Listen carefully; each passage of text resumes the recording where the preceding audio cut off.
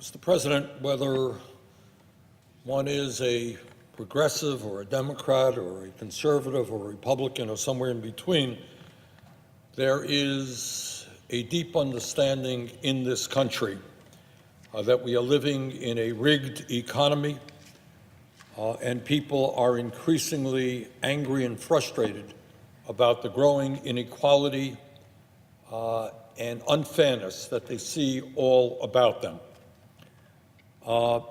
It is hard to believe, but in the United States of America today, the top 1/10 of 1% now owns almost as much wealth as the bottom 90%. 1/10 of 1%, bottom 90%. Study just came out fairly recently indicating that in the United States of America today, the three wealthiest people in our country, Bill Gates, Jeff Bezos, and Warren Buffett, now own more wealth than the bottom half of the American people. Three people own more wealth than the bottom half of the American people. Meanwhile, while the very, very rich get richer, some 40 million Americans are living in poverty. These are people who are struggling today to figure out how they put food on the table for their kids, how they put gas in the car in order to go to work, how they pay their electric bills, how they deal with child care. 40 million people living in poverty. Middle class is disappearing. People working 2 or 3 jobs. Young people, for the first time in the modern history of this country, may well have a standard of living lower than their parents. And on top of all of that, we remain the only major country on earth not to guarantee health care to all of our people. 28 million today have no health insurance. Many more are underinsured, and if our Republican colleagues get their way, they're going to throw another 20 or 30 million people off of the health insurance that they have.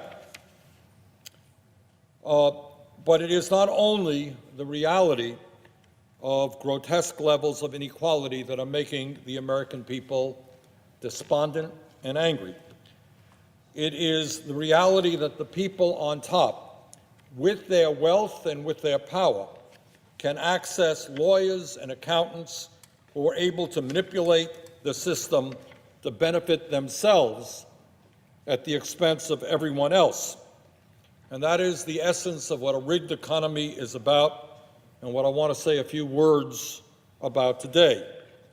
In my view, one of the great crises facing our world, and we are in a world of many crises, is the rapid movement toward international oligarchy, in which a handful of billionaires own and control not just a significant part of the American economy, but a significant part of the world economy.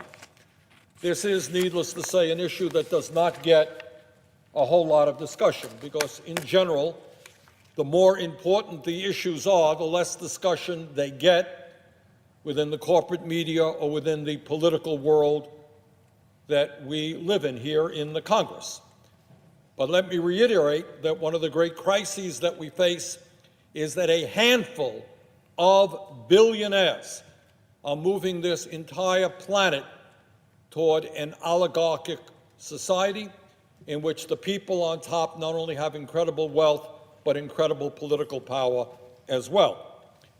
On Sunday, just this last Sunday, a group of investigative journalists released over 13 million files known as the Paradise Papers, exposing just how horrific this situation has become. These papers show how a handful of oligarchs in the United States and throughout the world get richer by hiding their wealth and their profits offshore to avoid paying their fair share of taxes. The list of individuals implicated in the Paradise Papers include billionaires like the Koch brothers, Sheldon Adelson, Carl Icahn, and Robert Mercer. It includes large financial institutions such as Wells Fargo, Citigroup, and Bank of America. It includes large multinational corporations like Apple, Nike, and ExxonMobil. And it includes members of the Trump administration, like Secretary of State Rex Tillerson, Commerce Secretary Wilbur Ross, Chief Economic Advisor Gary Cohn, and Treasury Secretary Steve Mnuchin. Let's be clear.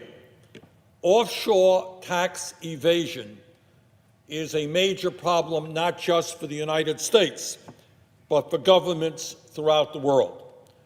And this is really quite unbelievable, but in the year 2012, the Tax Justice Network estimated that at least $21 trillion, $21 trillion, a number almost beyond comprehension, is being stashed in offshore tax havens around the world. Imagine that.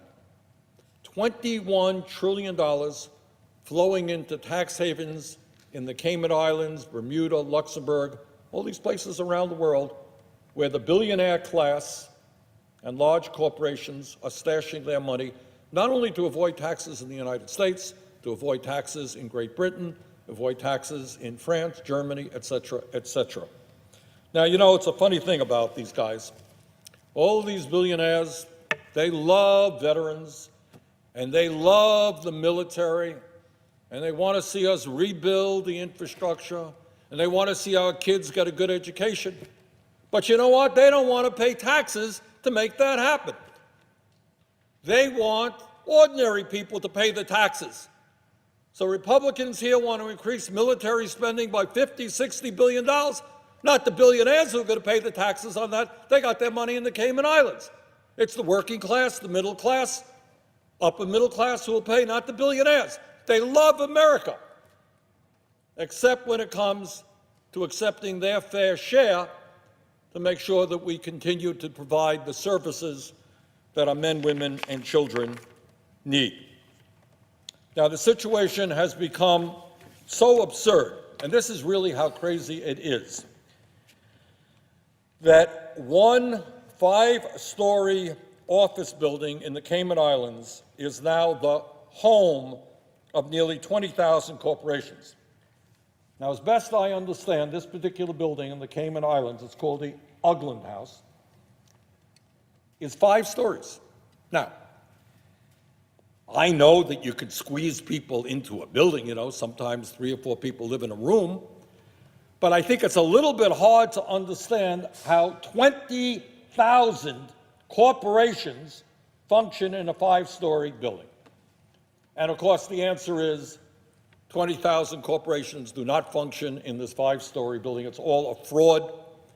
It's simply a mailbox address for 20,000 corporations who are in this building in order to avoid paying their taxes. They're stashing their profits and their wealth in corporations that use this building as a mailing address. Mr. President, in the United States alone, and I know we're busy talking about so-called tax reform here, but in the United States alone, offshore tax evasion cost our government about $166 billion in lost revenue each and every year.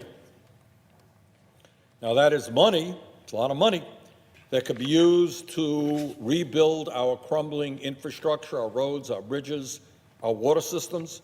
$1 trillion, it's 8 or 9 years of that $166 billion, could create up to 15 million good-paying jobs. That is money that could be used to provide universal pre-K for our children so that when kids get ready to go to school, they'll be prepared to do the work there. But instead of cracking down on offshore tax schemes, President Trump and my Republican colleagues in Congress are working overtime to pass legislation that would make this absurd situation even worse. At a time when corporations are making record-breaking profits, my Republican colleagues want to slash taxes for companies that are shifting American jobs to China and American profits to the Cayman Islands. At a time of massive wealth and income inequality, President Trump and the Republicans in Congress want to cut taxes for billionaires by repealing the estate tax on families who inherit over $5.5 million. Mr. President, I think the American people grasp the unfairness and the absurdity of the Republican tax proposal. Top 1/10 of 1% owns almost as much wealth as the bottom 90%. Very, very rich are getting richer while the middle class is shrinking. And the Republican response is to give massive tax breaks to the top 2/10 of 1%. 2/10 of 1%. These are families like the Walton family, the wealthiest family in America, that owns Walmart, who would get up to a $50 billion tax break. The Koch brothers, who have enough money to spend hundreds of millions of dollars trying to elect right-wing candidates to Congress. Massive tax breaks for billionaires, and at the same time, an effort to throw up to 30 million people off of the health insurance they have. Massive cuts in education, in nutrition, and the programs that working families desperately need. Mr. President, instead of providing even more tax breaks to very profitable corporations and to billionaires in President Trump's cabinet, maybe, just maybe, it might be a good idea to go forward to close offshore tax loopholes and demand a fair, transparent, and progressive tax system. So I would hope that the American people are catching on, as I believe they are, to what a fraud the Republican tax proposal is. Today, 1 out of 5 major profitable corporations already pay 0 in federal income tax. Now, you can't do much better than paying 0 in federal income tax and be a profitable corporation. But that's what's going on. Republicans want to make that even worse. And then they want millions of middle-class people by the end of the decade to be paying more in taxes. That is absurd, and I hope the American people stand up and demand that we do not go forward with that proposal. Mr. President, on another issue, I do want to mention that there is a crisis in primary health care, and unless Congress acts immediately, that crisis is likely to become much worse. Millions of Americans are at risk of losing their access to health care because Congress has still not renewed funding for the Community Health Center program, which expired on September 30th. Our nation's community health centers provide affordable, high-quality health care to more than 27 million people. And what community health centers do is not only provide high-quality primary health care, but also dental care, mental health, counseling, and low-cost prescription drugs. Mr. President, community health centers not only save lives, they also end up saving money because what they do is keep people out of emergency rooms, they keep people out of hospitals because people can now get to the doctor when they should. And the savings are really quite significant.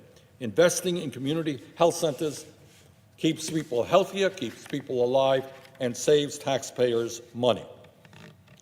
Not only do we have to renew funding for the Community Health Center program, we must also improve and expand the National Health Service Corps, one of the really very positive health programs that the federal government runs. And what this program understands is that for a variety of reasons, including the fact that many young people leave medical school $300,000–400,000 in debt, it is very hard to get young doctors and dentists and nurses and nurse practitioners to underserved areas in rural America or in urban America. And what this program does is provide debt forgiveness and sometimes scholarships for young graduates of medical school or nursing school or dental school and say, if you are prepared to practice in an underserved area, we will forgive your loans. And that's a big deal in attracting providers to areas that we desperately need them.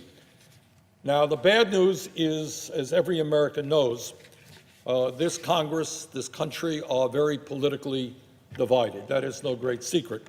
But the good news is that in terms of community health centers, truth is that from the inception of the program, Senator Ted Kennedy was one of the founders of the program, working with Republicans, that since the inception of this program, there has been a widespread understanding on both sides of the aisle that communities all over America, in every state in our country, are benefiting from community health centers, whether it's rural areas, whether it's urban areas, or any place in between.